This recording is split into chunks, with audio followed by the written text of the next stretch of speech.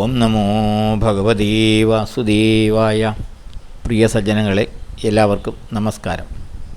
സത്സംഗവേദിയിൽ നമ്മൾ ശ്രീമദ് ഭഗവത്ഗീതയിലെ 10-ാം അധ്യായമായ വിഭൂതി യോഗത്തിലെ 20 ശ്ലോകങ്ങളാണ് പൂർത്തിയാക്കിയത്. ഇന്ന് നമുക്ക് 21-ാമത്തെ ശ്ലോകം നോക്കാം. ആദിത്യാനാമഹം വിഷ്ണുർ ജ്യോതിഷാം രവിരംശുമാൻ മരീചിർമരുതാമസ്മി നക്ഷത്രാണാമഹം ശശി. ആദിത്യാനാം, ആദിത്യന്മാരിൽ വച്ച്, അഹം ഞാൻ, വിഷ്ണുവാകുന്നു. ജ്യോതിഷാം, ജ്യോതിർഗോളങ്ങളിൽ, അംശുമാൻ രവിഹി, രശ്മികളാൽ തിളങ്ങുന്ന സൂര്യനാകുന്നു. മരുതാം, മരുത്തുക്കളിൽ അഥവാ വായുക്കളിൽ, മരീചിഹി, മരീചിയാകുന്നു. അസ്മി ഞാൻ. നക്ഷത്രാണാം, ആകാശഗോളങ്ങളിൽ വച്ച്, ശശിർ, ചന്ദ്രനാകുന്നു. അഹം ഞാൻ. ആദിത്യന്മാരിൽ വച്ച് ഞാൻ വിഷ്ണുവാകുന്നു. ജ്യോതിർഗോളങ്ങളിൽ രശ്മികളാൽ തിളങ്ങുന്ന സൂര്യനാകുന്നു. മരുത്തുക്കളിൽ മരീചിയാകുന്നു. ആകാശഗോളങ്ങളിൽ വച്ച് ഞാൻ ചന്ദ്രനാകുന്നു.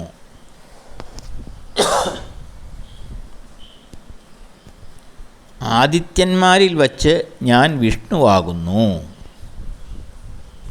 ആരാണ് ഈ ആദിത്യന്മാർ? നമ്മൾ ആദിത്യൻ എന്ന് കേൾക്കുമ്പോൾ സൂര്യനെയാണ് മനസ്സിലാക്കിയിട്ടുള്ളത്. എന്നാൽ ഇവിടെ സൂര്യൻ എന്ന അർത്ഥമല്ല. ദക്ഷൻ്റെ പുത്രിമാരാണ് ദിതിയും അദിതിയും. ദക്ഷൻ നമ്മൾ കേട്ടിട്ടുണ്ടല്ലോ, സതിയുടെ അച്ഛനായ ദക്ഷൻ. ആ ദക്ഷയാഗത്തെപ്പറ്റിയും സതിയുടെ ജീവത്യാഗത്തെപ്പറ്റിയും ഒക്കെ നമ്മൾ കഥ കേട്ടിട്ടുണ്ട്. അങ്ങനെ ആ ദക്ഷൻ്റെ പുത്രിമാരാണ് ദിതിയും അദിതിയും. ഇവർ രണ്ടുപേരും കശ്യപൻ്റെ ഭാര്യമാരാണ്, കശ്യപ മുനിയുടെ. അപ്പം കശ്യപനിൽ ഇവർക്ക് രണ്ടുപേർക്കും സന്തതികൾ ജനിച്ചു.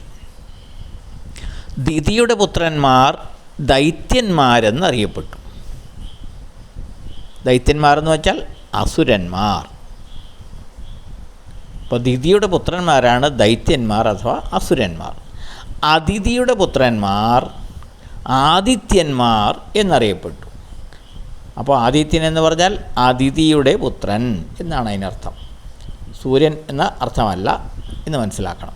അപ്പോൾ അദിതിയുടെ പുത്രന്മാർ ആദിത്യന്മാർ എന്നറിയപ്പെട്ടു. അവർ ദേവന്മാർ എന്നറിയപ്പെട്ടു. അപ്പോൾ അങ്ങനെ ദിതിയുടെ പുത്രന്മാരാണ് അസുരന്മാർ, അദിതിയുടെ പുത്രന്മാരാണ് ദേവന്മാർ.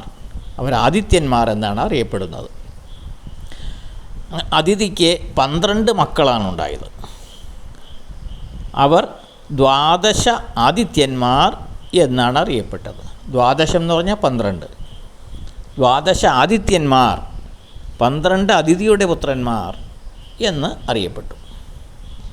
ഈ 12 പേരുടെ നാമങ്ങൾ ഇപ്രകാരമാണ്: ധാതാവ്, മിത്രൻ, ആര്യമാവ്, സൂര്യൻ, വരുണൻ, രുദ്രൻ, ഭഗൻ, വിവസ്വാൻ, പൂഷാവ്, സവിതാവ്, ത്വഷ്ടാവ്, വിഷ്ണു. ഈ 12 പേരാണ് അദിതിയുടെ പുത്രന്മാർ. ഇവിടെ വിഷ്ണു എന്നുള്ളത് ഈ ഒരു അദിതിയുടെ ഒരു പുത്രൻ്റെ, ആദിത്യന്മാരിൽ ഒരാളുടെ പേരാണ്. മഹാവിഷ്ണു അല്ല ഇവിടെ ഉദ്ദേശിക്കുന്നത്.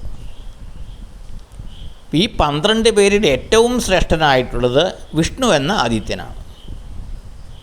അദിതിയുടെ വിഷ്ണു എന്ന പുത്രനാണ്. അപ്പോൾ അതാണ് ഭഗവാൻ പറയുന്നത്, ഈ അദിതിയുടെ 12 പുത്രന്മാരിൽ വച്ച്, അഥവാ ഈ 12 ആദിത്യന്മാരിൽ വച്ച് ഞാൻ വിഷ്ണുവാകുന്നു, വിഷ്ണു എന്ന ആദിത്യനാകുന്നു. മഹാഭാരതത്തിലെ സംഭവപർവത്തിൽ ആദിത്യന്മാരുടെ ഉത്ഭവം വിവരിക്കുന്നുണ്ട്.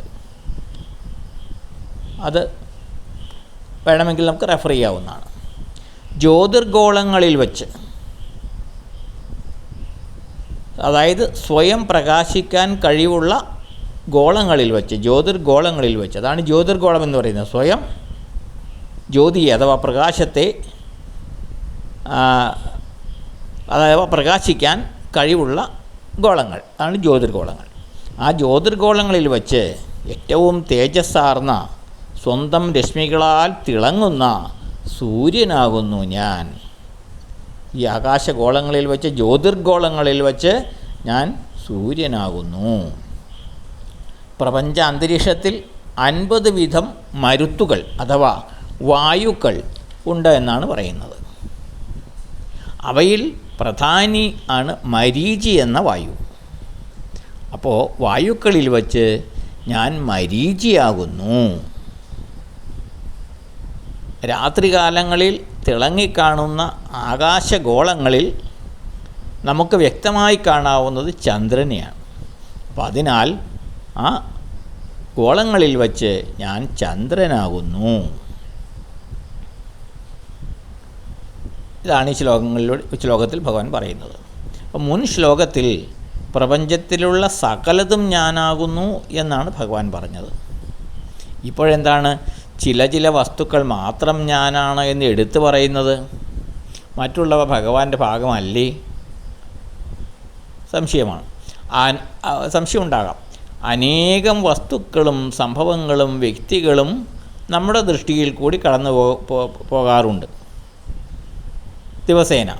എങ്കിലും എല്ലാം നമ്മൾ കാണുന്നുണ്ടോ? നമ്മുടെ മുന്നിലൂടെ തന്നെ കടന്നു പോകുന്ന എല്ലാം നമ്മൾ കാണുന്നുണ്ടോ? നമ്മുടെ മുന്നിൽ വരുന്ന എല്ലാ കാഴ്ചകളും നമ്മുടെ ശ്രദ്ധയെ ആകർഷിക്കുന്നവയെ മാത്രമേ നാം കണ്ടതായി കരുതുന്നുള്ളൂ. എന്നതുപോലെ ഈ കാണുന്ന സകലതും ഭഗവന്മയമാണ്. എങ്കിലും അവയിലെല്ലാം വച്ച് ശ്രേഷ്ഠമായതും ശ്രദ്ധേയമായതും സുന്ദരമായതും ഞാനാകുന്നു എന്ന് പറയുമ്പോൾ അത് നമ്മുടെ ശ്രദ്ധയെ ആകർഷിക്കും. അതായത് നമ്മുടെ ശ്രദ്ധയെ ആകർഷിക്കുന്ന വസ്തുക്കളെ നമ്മൾ തിരിച്ചറിയും. അതുകൊണ്ടാണ് ഇവയെല്ലാം ഞാനാകുന്നു എന്ന് ഭഗവാൻ പറയും. എന്ന് വെച്ച് മറ്റൊന്നും ബാക്കിയുള്ളത് ഭഗവാനല്ല എന്ന് യാതൊരു അർത്ഥവും ഇല്ല. അപ്പോൾ പ്രപഞ്ചത്തിലെ മഹത്വമാർന്നത് എന്തും, ശ്രദ്ധേയമായത്, ശ്രദ്ധയെ ആകർഷിക്കുന്നത് എന്തും ഭഗവാൻ തന്നെയാണ്. അതായത് നമ്മുടെ ശ്രദ്ധയിൽ വരുന്ന എന്തും ഭഗവാൻ തന്നെയാണ് എന്ന് മനസ്സിലാക്കണം എന്നാണ് ഈ ശ്ലോകം പറയുന്നത്. അടുത്ത ശ്ലോകം നമുക്ക് അടുത്ത ദിവസം നോക്കാം. എല്ലാവർക്കും നന്ദി, നമസ്കാരം. ഓം നമോ ഭഗവതേ വാസുദേവായ.